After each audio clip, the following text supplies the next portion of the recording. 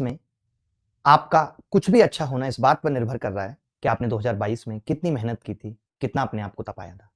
Same इसी तरीके से आपका 2024 की शुरुआत कितनी बेहतरीन होगी, वो इस बात पे निर्भर करेगा कि आप 2023 में कितनी मेहनत करने वाले हो, कितने टारगेट अपने लिए सेट करने वाले हो। नमस्कार, मैं अभिनय, आप सबका अभिनय मैच पे स्वागत करता हूँ।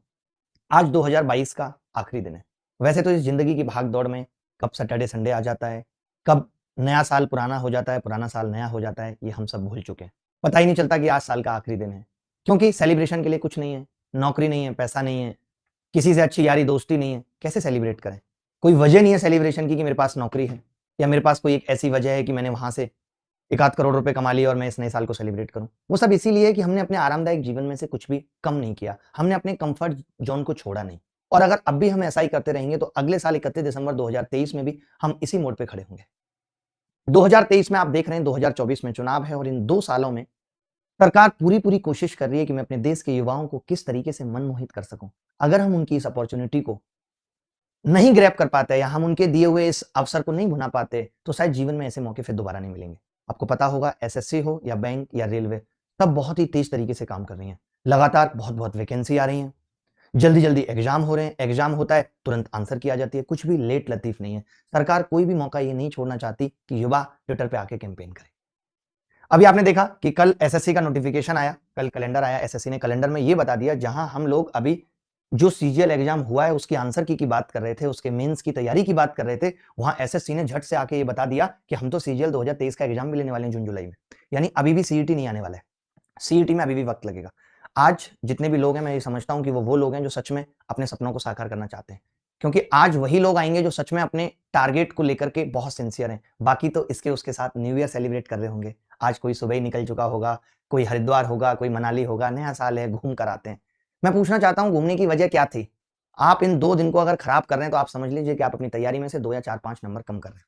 तो आज वाले बच्चों को मैं बहुत सीरियस समझता हूँ और मैं खुद भी आज इसीलिए आया हूँ कि मैं देखना चाहता हूँ कि आज भी कुछ बच्चे ऐसे हैं 100, 200, 500 जो पढ़ना चाहते हैं, तो आज हम पढ़ के भी जाएँगे।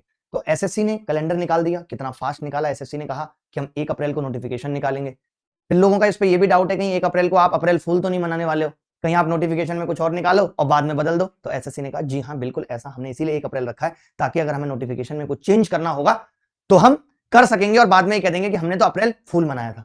दूसरी चीज़ 1 मई 2023 उसकी आखिरी डेट होगी और डेट ऑफ एग्जाम इन्होंने दे दिया जून-जुलाई में, तपती दोपहरी में ये एग्जाम लेंगे, जैसे इस बार ठंड में लिया था, अब की बार जून-जुलाई में लेंगे, यानी कितना कम गैप हो गया। जो प्री इस बार दिसंबर में हुआ, वो प्री अब कब हो रहा है? जून-जुलाई में। यानी इस साल के साथ मैं ये कह सकता हूँ एसएससी अपने डर्रे पे आ चुका है। पहले भी एग्जाम हमारे टाइम पे 2012 में जून-जुलाई में हुआ करते थे और इन्होंने बहुत सारे एग्जाम निकाले हैं। इन्होंने बताया कि सीएचएसएल का एग्जाम लेंगे मार्च 2023, ये एसएससी जीडी का एग्जाम लेंगे जनवरी-फरवरी में, एमटीएस का एग्जाम लेंगे अप्रैल 2023 में। मतलब बहुत सारी एक साथ लिस्ट दे दी इन्होंने एग्जाम की कि अगर आप तैयारी करके बैठे हैं तो कोई ना कोई नौकरी आपके खाते में गिरी जाएगी। अब आपके ऊपर डिपेंड करता है कि आप मेहनत करना चाहते हैं नहीं या आप अपने आप को 2 साल बाद फिर वहीं देखेंगे चुनाव के बाद जहां 4000 वैकेंसी होंगी और कंपटीशन एक अलग लेवल का होगा और आप सिलेक्शन से कोसों दूर होंगे। अभी सोचो इस बार 30-35 हजार वैकेंसी अगले साल हो सकता है यही वैकेंसी फिर से इतनी आ जाए, आ सकती है, कोई बड़ी बात नहीं है, वो पता लग भी जाएगा 1 अप्रैल को क्योंकि अभी चुनाव है। अगर इन 2 सालों में जिन बच्चों का प्री हो गया है वो मेंस में जी जान झोंक दें क्योंकि ये मौके जीवन में दोबारा नहीं मिलेंगे। हम भी क्यों पढ़ा रहे हैं, हम भी आपके लिए कई सारी अच्छी-अच्छी चीजें लेके आ रहे हैं, मैं बताऊंगा अभी आगे। पहले एक बार एग्जाम पे डिस्कस कर सकते हैं, स्टेनोग्राफर का एग्जाम, यूडीसी का एग्जाम, एलडीसी सेंट्रल सेक्रेटरीएट का एग्जाम, मतलब इतने सारे एग्जाम हैं